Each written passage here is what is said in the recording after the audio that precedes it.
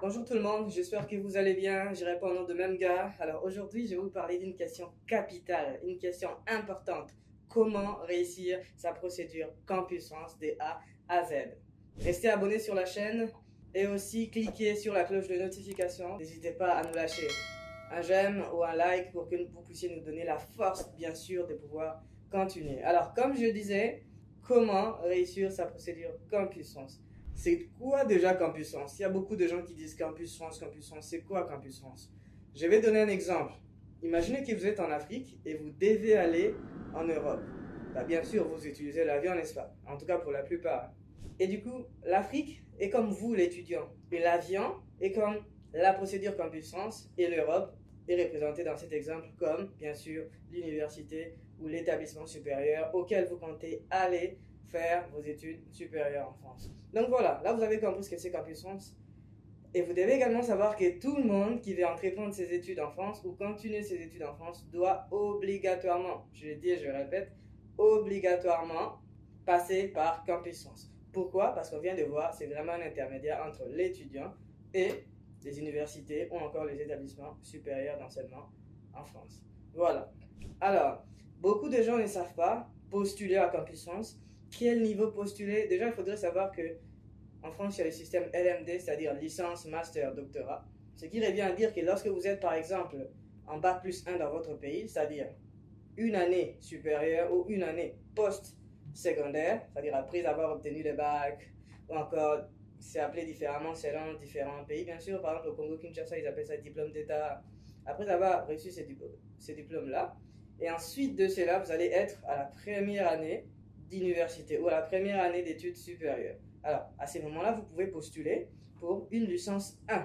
Vous avez un autre choix, vous pouvez également postuler pour une licence 2, parce que c'est comme une suite logique. Vous étiez en licence 1, parce qu'actuellement au Congo, je tiens à vous informer, je ne sais pas dans d'autres pays, mais au Congo-Kinshasa, actuellement, il y a les systèmes LMD également, parce qu'avant, l'ancien système là, c'était graduat, ensuite licence. Donc, graduat, c'était comme l'équivalent de la licence en France. Et ensuite, la licence, c'était comme l'équivalent du master en France. Donc, voilà un peu des différences.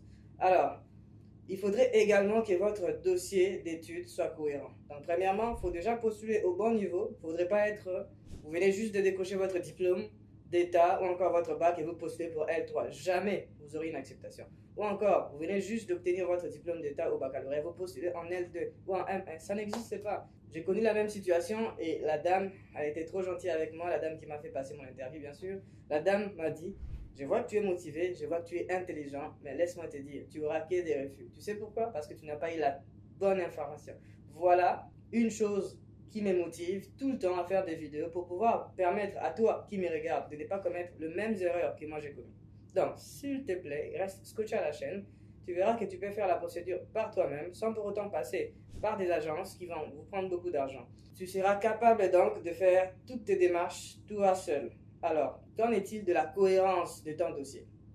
La cohérence, c'est quelque chose de très important. Pourquoi? Parce qu'imagine, il y a des gens qui ont fini par exemple en électricité, ensuite qui vont aller faire administration des affaires. Il y a des gens qui ont fini par exemple en mécanique, qui vont aller ensuite faire par exemple la comptabilité. Vous voyez, il n'y a pas du tout de cohérence et ça, il faut éviter ça. Même si vous avez de très bonnes raisons de changer de faculté, en tout cas, mon conseil, c'est que vous puissiez continuer vos études dans la filière auquel vous faisiez au pays et ensuite de cela, dès qu'arrivé en France, vous pouvez, bien évidemment, changer de faculté parce que vous êtes déjà arrivé.